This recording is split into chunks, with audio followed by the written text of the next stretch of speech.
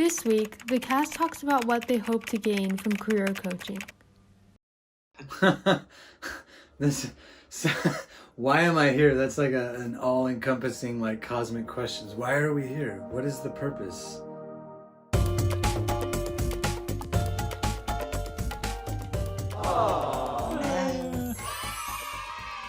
I am here because I am seeking help from professionals and those who are wanting to support me in finding a career of my choice. Obviously, it hasn't been working out the way I've been doing it, so when that's the case, I decided to go ahead and seek out help from others who know what they're doing. I saw the Docuseries advertised where I seem to be lacking in experience in finding careers and eventually finding the career that I want. And it seemed like you guys would be able to help, especially with the networking.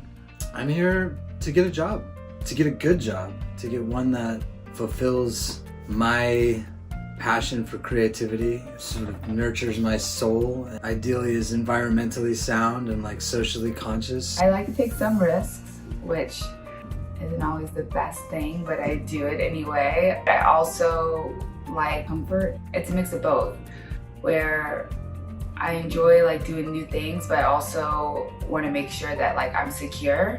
And by doing this, I feel like I'm taking a risk, but I'm also leading to being secure. I like trying something new, to see my something new, unorthodox to like the typical job application. So I thought that was really interesting.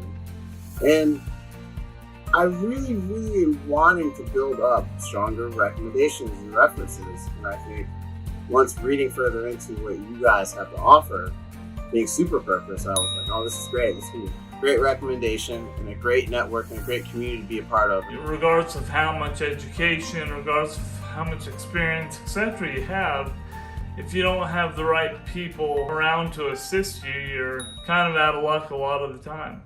Next, a few cast members reflect on their decision-making skills. On a scale from 1 to 10, I am probably a 5 or 6 in decision making. When it comes to my decision making, it just depends on where I am in my life. Sometimes I might say, okay, well, I really need to find a job, I need stability, so I'm gonna make a decision. If I have like some flexibility and some freedom, then I'm like more picky and choosy with what I take. From a scale of 1 through 10, I would say that I'm a 5 in decisiveness. I know that about myself, that I can be indecisive, but I make a decision at the end of the day, but it may take a minute to get there. I don't think you should make a decision too soon. I think it's always good to sleep on it. You know, progression, having progression, moving forward, not being stagnant, just making sure I'm still being mobile towards what I'm wanting in life. I don't want to be stuck, and I don't want to have my time be wasted, especially when I'm afforded all this time now since I'm not currently employed. I used to be a very outgoing, fast-paced kind of person and didn't really take much downtime. And it wore on me a little bit during that time.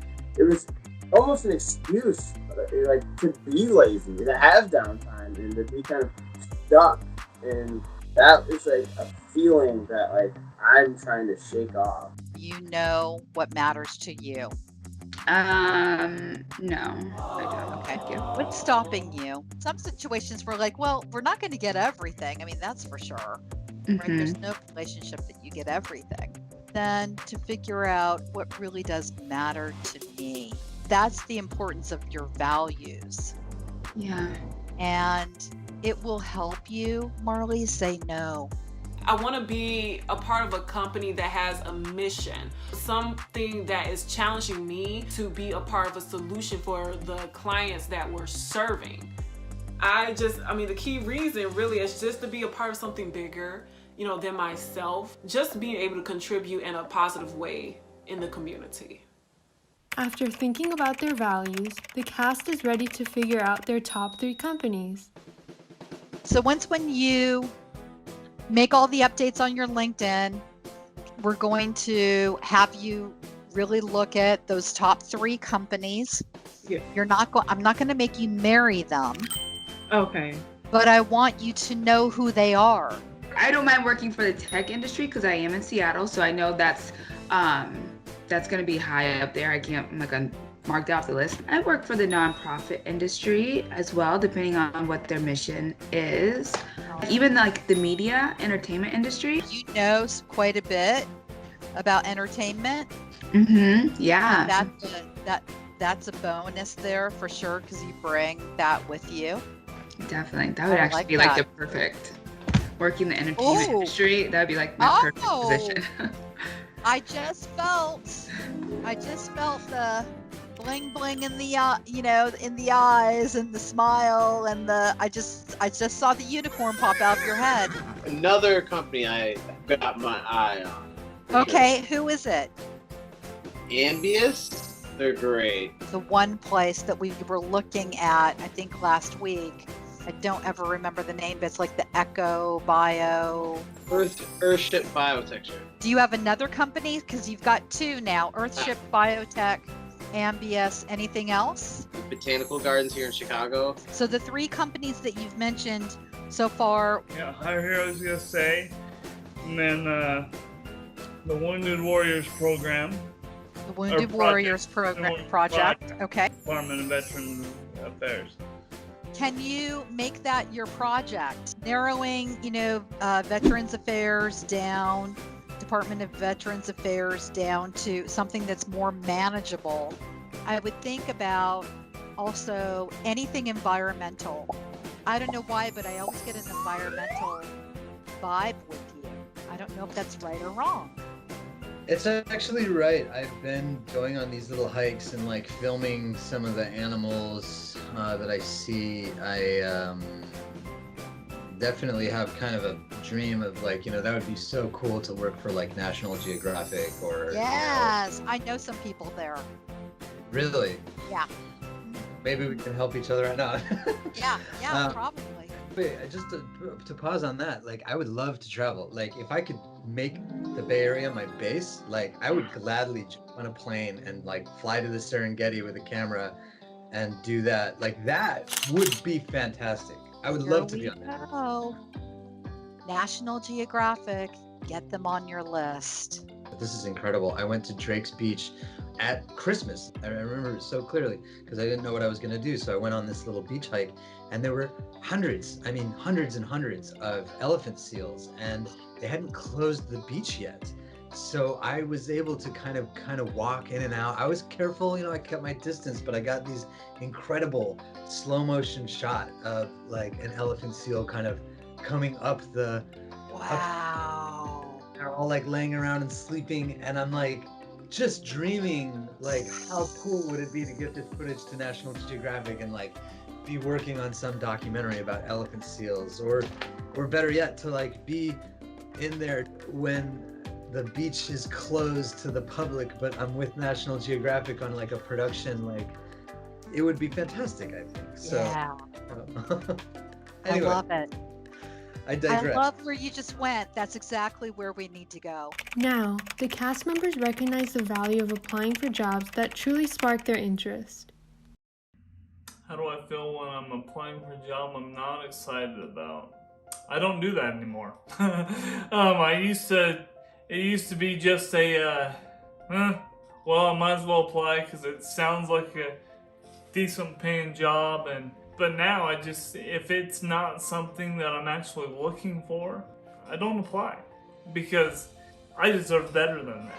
I deserve to work for an organization that I feel wanted and needed, and that I will enjoy going to work and when I get home at night feel like I actually made a change in the world as opposed to just working for a paycheck. I feel crappy about applying to jobs that I'm not excited about, but I've done it way too many times, like way too many times. I hate it because the jobs I'm not excited about, for some reason, I get interviews to them 99% of the time. And then I, of course, say yes because you guys follow along on this journey. Sometimes it's hard for me to say no. I'm saying like, do I really need a job or do I not really need a job? My last week was, again, filled with a mix of emotions. I still have to make a decision. I'm still waiting on that second offer letter to show up. I did speak with the HR recruiter today, and she's going to get that sent over soon. I still haven't told my parents. I think it's probably time for you to tell your parents, for Okay. you to enlist their wisdom, Okay. and for you to show them all Mhm. of your math. So when people meet you, they're going to fall in love with you, and then you're going to be developing relationships. And we're going to turn those relationships into interviews. It's a totally different way of doing it. We're going through a different door than filling out online applications. My core values were creativity, collaboration, and integrity, which is a word that I borrowed from you because I was having trouble describing, how I didn't like it when people passed the buck. I liked better when people have, sort of that honor and ownership of like, I would rather be working with somebody that raised their hand and said, I don't know, than to proceed in a situation next to somebody that didn't know, or even myself not knowing and pretending like I did. I really and so thank you for that word integrity. I think that really describes exactly what I'm looking for in a team. I really think that as the weeks go by, I think I'll see a lot more super purpose and how it affects my job search as well as my everyday life. Some of the things I've learned is how to ask better questions, how to go about looking for recommendations or endorsements, how to find out what my values are and the values of the companies I'm choosing. Taylor does something that most people never do. She declines a job offer she is not passionate about.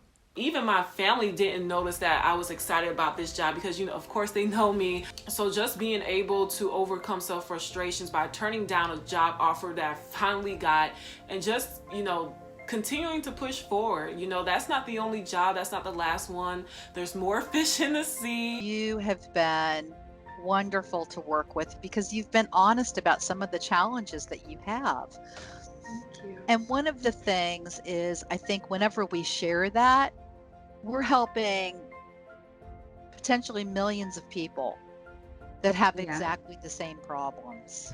And they might be thinking, well, if she can do it, I can do it. You are so inspiring to me because I think, Jeremy, one of the things that I love about you is you are a lifetime learner. Absolutely. And I know I am too, but I'm seeing you do it in the moment and I'm kind of in awe of you.